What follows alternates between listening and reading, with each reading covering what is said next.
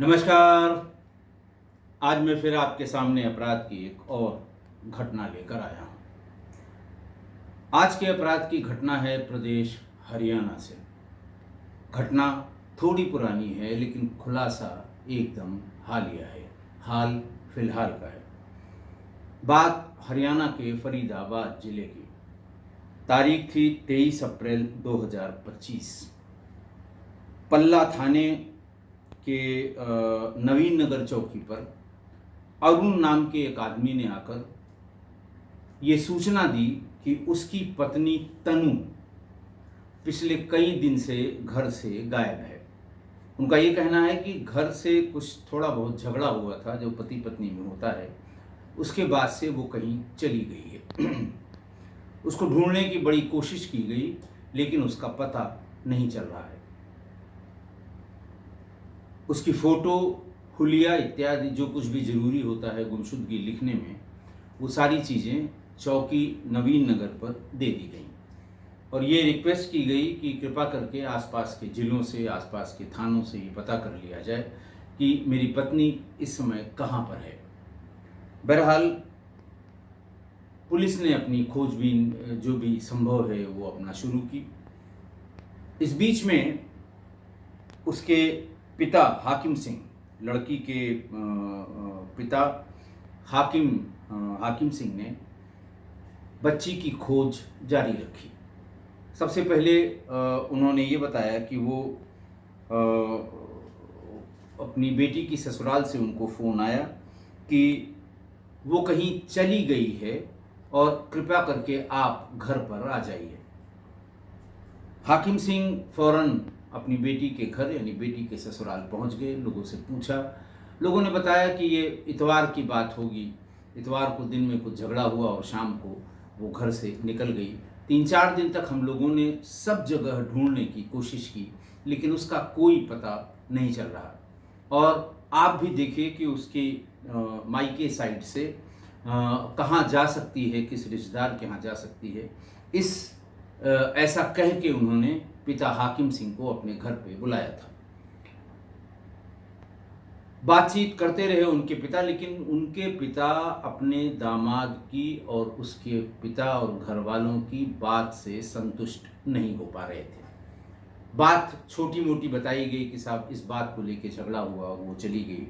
जो बात समझ में नहीं आ रही थी, पिता पिता होता है, उसे पता है कि उसकी बेटी किन बातों से नाराज हो सकती है और किन से नहीं। वो इस बात से संतुष्ट नहीं हो पा रहे थे। उन्होंने वो पुरानी बातें भी याद दिलाईं जब उसकी बेटी को परेशान किया जाता था और वो फिर फ़ोन करके बताती थी और कभी कभी कुछ पैसों के लिए उसे परेशान करते थे। जैसे उसे कुछ पैसों की ज़रूरत हो, अगर उसे ज़रूरत पर पैसा न मिलने पर वो पिता को फ़ोन करती थी और पिता उसके अकाउंट में कुछ पैसे डाल देते थे और बाद में वही शिकायत होती थी कि जो भी पिता ने पैसे डाले हैं वो भी उनके पति उससे ज़बरदस्ती उस खाते से निकलवा लेते थे। ये कहा सुनी हुई उनका। जब इस पर वो नहीं गई थी, छोटी सी बात पर खाना बनाने या खाना देने की बात पर वो कैसे जा सकती है। बहरहाल घर वाले उसके ससुराल वाले, उसके पति और ससुर, ये सारे इसी बात पर कहते रहे और सब एक राय में, जैसे सियार हुआ हुआ करता है, एक ही बात बताते रहे कि दोपहर में खाने के समय फलाना झगड़ा हुआ और वो चिल्लाई और फिर हाथ पैर पटकी। उसके बाद घर से निकल गई। पूछा गया क्या लेके गई, बोले कुछ लेके नहीं गई। और फिर आप लोगों ने क्या किया, जब वो जा रही थी रोकने का प्रयास नहीं किया। उनके साथ कई बार ऐसा हो चुका है, वो थोड़ी देर में लौट कर आ जाती है। हम लोगों ने सोचा अभी थोड़ी देर में लौट कर आ जाएगी। ये किस्सा कहानी वो लोग लड़की के पिता हाकिम सिंह को सुनाते रहे। हाकिम सिंह को वो ये बात कतई समझ में नहीं आ रही थी और उन्होंने सबसे पहले अपने सारे रिश्तेदारों में ढूंढना शुरू किया। जहाँ जहाँ दूर दूर तक, कुछ राजस्थान में कुछ रिश्तेदार थे, कुछ उत्तर प्रदेश में थे और बेटी की एक बार पहले शादी हो चुकी थी और 2023 में ही उसका तलाक हुआ था। वहाँ भी गए कि ऐसा न हो कुछ पुरानी बातें रह गई हों जिसके चक्कर में वो वहाँ चली गई, लेकिन कहीं भी उसका पता नहीं लगा। महीने 1.5 महीने तक वो अपनी सारी रिश्तेदारियों में घूम घूम कर इस बात का पता करते रहे कि तनु कहाँ चली गई है। लेकिन जब कुछ भी नहीं पता लगा तो वो ससुराल के पड़ोसियों के घर जा पहुँचे। आस पड़ोस में जो लोग रहते हैं कि भाई क्या हुआ था, कभी आपने हल्ला गुल्ला सुना, कभी आपने मारपीट की बात सुनी, कभी उसको घर से बाहर जाते हुए देखा, बाहर अगर वो निकलती थी तो कहाँ तक जाती थी, क्या कोई आसपास की दुकान में वो सामान लेने के लिए जाते हुए लोगों ने देखा। लोगों ने बताया नहीं साहब ऐसी कोई बात नहीं हुई। कभी ठीक इमीडिएट पड़ोसी ने भी बताया कि नहीं नहीं ऐसा कुछ नहीं, हम लोगों ने कभी किसी तरह का हो हल्ला, किसी तरह की मारपीट, कोई चिल्लपों या बिटिया की नाराज़गी में उसका कहीं जाना, ये हम लोगों ने कभी भी नहीं देखा है। खैर बातचीत होती रही, 2-3 दिन उन्होंने आस पड़ोस के लोगों से बातचीत की तो उन्हें एक बात पता लगी। उन्होंने कहा साहब ये भूप सिंह जो लड़के के पिता हैं, ये बहुत भले आदमी हैं और अभी 2 महीने पहले की बात है, उन्होंने उनको सीवर लाइन डलवानी थी। वही रास्ता है, रास्ते में उनके घर के सामने सीवर लाइन की कुछ समस्या थी, डलवाना था। रातों रात उन्होंने मजदूर बुला के गड्ढा खुदवाया और रात में ही उसमें पाइप डलवा दी और सवेरे ही मिस्त्री को बुलाकर उसको चिनाई करा दी ताकि मंडे को लोगों को ऑफिस आने जाने में कोई दिक्कत न हो। तभी हाकिम सिंह का माथा ठनका। उन्होंने सभी पड़ोसियों से बात करके ये तय किया कि ये गड्ढा खुदवाया कब गया और मोटा मोटी उनको ये पता लगा कि ये गड्ढा उसी दिन खुदवाया गया जिस दिन उसके गायब होने की बात बताई गई थी। कि जब भी सबसे पूछा गया, सब लोग, किसी ने कहा कल तक देखा था, किसी ने कहा परसों देखा था, घर वालों ने वही तिथि बताई थी जब उसके गायब होने की बात कही गई थी। आगे पीछे करके बताया था लेकिन अंदाज यही था कि वही है। फिर वो 1-2 पड़ोसियों को लेके उस स्थान पर गए जहाँ पर गड्ढा खुदवाया गया था। गड्ढा जहाँ वो नई चिनाई की गई थी, वो बाकायदे चौकोर आकार में चुनाई की गई थी। कनेक्ट जहाँ से किया जाना था वहाँ किसी तरह की खुदाई या चिनाई नहीं हुई थी। वो वहाँ से भाग के नगर निगम के दफ्तर पहुँचे और जो इलाके का सैनिटरी इंस्पेक्टर होता है उसको लेकर आए और उन्होंने पूछा कि ये बताइए कि यहाँ पर कौन सा कनेक्शन सीवर का जोड़ा गया है। नगर निगम के उस जो सैनिटरी इंस्पेक्टर होता है उसने कहा साहब यहाँ कोई सीवर लाइन है ही नहीं है, यहाँ सीवर लाइन जोड़ने का कोई प्रश्न ही नहीं होता और ये गड्ढा क्यों खुदवाया गया और क्यों सीवर लाइन इसमें कहाँ से जोड़ दी गई ये मेरी समझ के बाहर है। यहाँ से 20 फीट इधर और उधर कोई सीवर लाइन ही नहीं है जिससे उसको जोड़ा जा सके। हतप्रभ से अड़ोसी पड़ोसी भी कि अब ज़मीन के नीचे की बात है, बहुत कम लोगों को इसकी जानकारी होती है। जो बहुत जानकार हैं हमेशा खुड़पेच करते रहते हैं, उनको पता होता है कि कहाँ से पाइप का कनेक्शन है, कहाँ से सीवर का कनेक्शन है, कहाँ सीवर जाकर सबका गिरता है, इस तरह की बात। बहरहाल उन लोगों की बात से असंतुष्ट और नगर निगम के उस सैनिटरी इंस्पेक्टर की बात पर पूरा भरोसा रखते हुए वो सीधे पुलिस थाने पहुंच गए। पल्ला थाने और नवीन नगर चौकी दोनों जगह गए। उन्होंने कहा साहब एक ताज़ा गड्ढा खोदा गया और हालांकि इस घटना के हुए 2 महीने हो गए थे, उसके ऊपर गाड़ियां चलते चलते वो बहुत अलग सा नहीं दिख रहा था, लेकिन चिनाई इतनी ज़बरदस्त हुई थी कि दूर से देखने में पता लग रहा था कि यहाँ पर नई खुदाई और नई चिनाई यानी महीने 2 महीने पहले की अलग से की गई है। खैर पुलिस को बताया, उन्होंने कहा साहब चलिए वो गड्ढा पहले पूछिए, वो क्यों खोदा गया, क्या पर्पस था, और ये उसी दिन खोदा गया जिस दिन उनके बेटी के गायब होने की बात बताई गई है। खैर पुलिस आई और मोहल्ला पूरा इकट्ठा हुआ। पुलिस अपने साथ जेसीबी लेकर आई। पुलिस ने एक मजिस्ट्रेट के सामने वहाँ गड्ढा खुदवाना शुरू किया। करीब 5 फीट की गहराई के बाद उन्हें लाश मिल गई, सड़ी गली बुरी तरह से, लेकिन कपड़े सब इंटैक्ट, गहने सब इंटैक्ट, पायल बिछिया सब इंटैक्ट। ये सब जैसे ही देखा और वो समझ गए कि क्या माजरा हुआ होगा और पुलिस भी समझ गई कि क्या माजरा हुआ होगा। पुलिस ने फौरन गड्ढे से निकाले गए उस शव को कब्जे में लेकर पोस्टमार्टम के लिए भेज दिया और वहाँ पर मौजूद पिता पुत्र दोनों को गिरफ्तार करके थाने ले गई। पूरी बात पूछी गई उनसे कि आखिरकार ये बात कैसे, ये तुम लोगों ने ये काम कैसे किया और 2 महीने तक ये बात छिपी क्यों रही। सबसे पहला सवाल पुलिस ने ये किया कि ये बताइए कि बीच सड़क पर गड्ढा खोद कर लाश को दफनाया गया और किसी ने देखा नहीं, किसी ने आपत्ति नहीं की, किसी ने शिकायत नहीं की, और लड़की के पिता पड़ोसियों से बारहा पूछते रहे कि कहाँ गई लड़की, और किसी ने इस गड्ढे का जिक्र नहीं किया। ये तो लड़के के पिता की अच्छाई यानी उनके गुण को गिनाते समय एक ये गुण गिनाया गया कि एक ही दिन में सीवर की खुदाई करा के, पाइप लगा के और उसको समतल करा के चिनाई करा दी ताकि मोहल्ले वालों को आने जाने में दिक्कत न हो। तो फिर लोगों ने ये बताया कि इन्होंने संडे की शाम को ही पड़ोसियों को और आसपास के 4-6 घर वालों को ये बताया था कि भाई देखिए, रात में हमें सीवर की खुदाई करानी है, लोगों को असुविधा होगी, अगर किसी का कोई बड़ा वाहन आना जाना हो तो सवेरे तक के लिए उसको अपने पार्किंग में, अपने जहाँ वो रखते हैं अपने घर में और गैराज में, वहाँ रख लें। 10 बजे के बाद ही ये रास्ता खुल पाएगा, क्योंकि सीवर गड़बड़ होने के कारण घर में बड़ी दिक्कत हो रही है। तो सारे मोहल्ले वाले मेंटली प्रिपेयर हो गए कि आज ये अपना अरुण और उसके पिता अपने सीवर की मरम्मत कराएंगे, लिहाजा रात में कोई वाहन निकालने का सवाल ही नहीं उठता है। जब सारे लोगों को पता हो गया और सवेरे लोगों ने देखा कि बहुत अच्छे तरीके से उसके भीतर पाइप तो किसी ने देखी नहीं, लेकिन वो कहते रहे कि पाइप लगा के उसके ऊपर मिस्त्री से चिनाई करा दी गई है। तो आसपास के लोगों को कोई शक नहीं हुआ, क्योंकि उन्होंने एलानिया शाम को ये कहा था कि हम खुदाई कराएंगे। तनु के परिजनों की शिकायत पर एफआईआर लिखी गई। तनु के पति अरुण और ससुर भूप सिंह को गिरफ्तार कर लिया गया, और जब वही हल्की फुल्की विशिष्ट श्रेणी वाली पूछताछ शुरू हुई तभी दोनों ने अपना जुर्म कबूल कर लिया।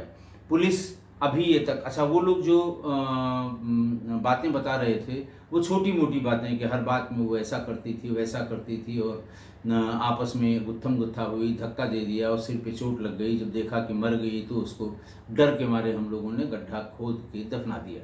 लेकिन पुलिस का भी मानना है कि ऐसी बात नहीं है।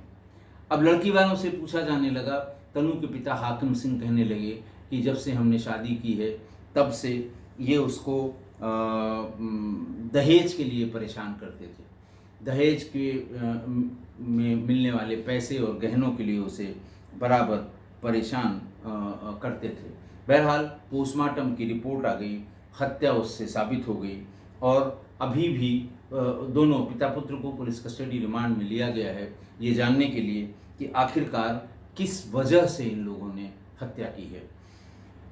फिर फॉरेंसिक टीम ने सारे सबूत जुटा लिए, और अब तनु की हत्या किस दिन, कैसे और किन परिस्थितियों में की गई, इस संबंध में पुलिस अभी भी पुलिस कस्टडी रिमांड में लेने के बाद पिता पुत्र से पूछताछ करके जानने की कोशिश कर रही है। तनु के बारे में उनके घर वालों ने बताया कि उसकी माँ की मौत हो चुकी है। 4 बहनों में सबसे छोटी थी तनु, और उसके पिता हाकिम खेती बाड़ी का काम करते थे। वे 4 बहनें थीं और उनका 10 साल का एक भाई है, और माँ का अभी हाल में ही देहांत हुआ है। मैंने बताया कि तनु 4 बहनों में सबसे छोटी थी। उसकी एक बहन प्रीति ने आरोप लगाया कि बहन की ससुराल वाले उसको अपनी बहन से कभी बात नहीं कराते थे।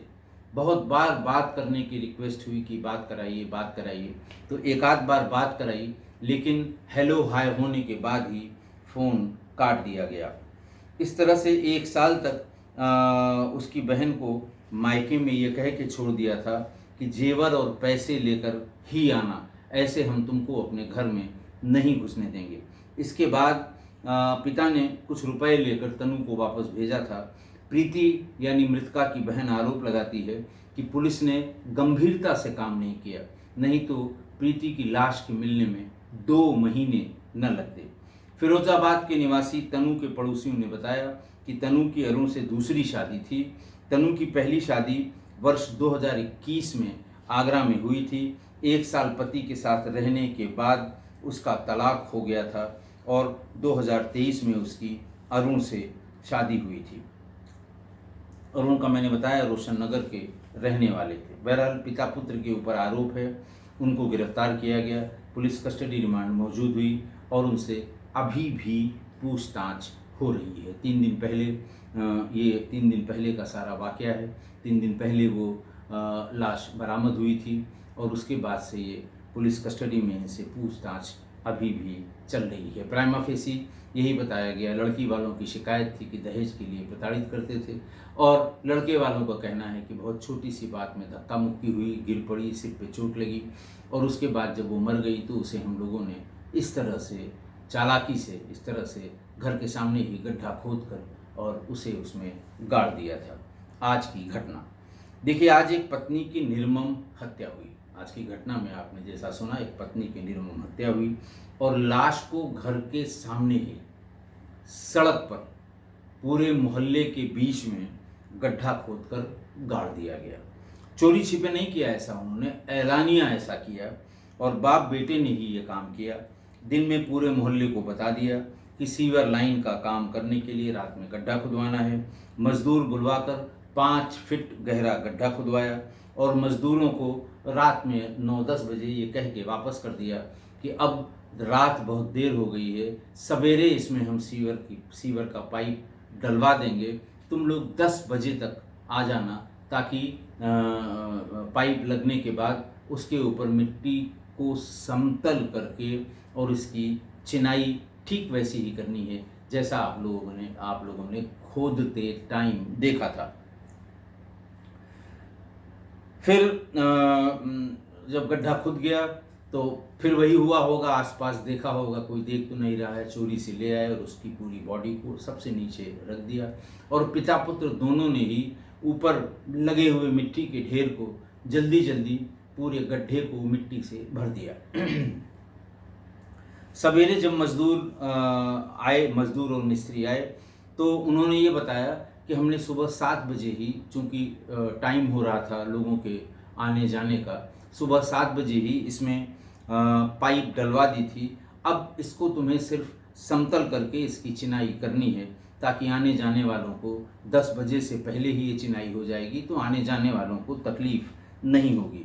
और सवेरे 10 बजे एग्जैक्टली वो जगह चिनाई विनाई करके उसको बिल्कुल झाड़ू बहारू करके एकदम बिल्कुल चकाचक कर दिया गया ताकि आने जाने वालों को, जिसने एक दिन पहले न देखा हो उस गड्ढे को खुदते हुए, तो वो ये समझ नहीं सकता कि यहाँ पर गड्ढा खोद के और नई पाइप लगाई गई है, जैसा उन लोगों ने मोहल्ले वालों को बताया था।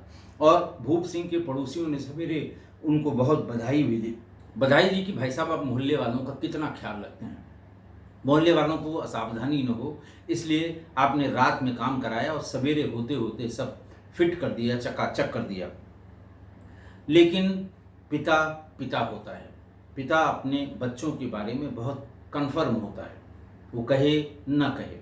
तो उसने तलाश जारी रखी। उसे न तो अपने दामाद की बातों पर यकीन था, न बेटी के ससुराल वालों की बातों पर यकीन था। उसने उसको ढूंढने में कोई कसर नहीं उठा छोड़ी। जब उसने सारी रिश्तेदारियां एक एक करके खुद देख ली, पहचान वालों में उसे कुछ नहीं पता लगा, तो वो सीधे पड़ोसियों के यहाँ पहुँच गए।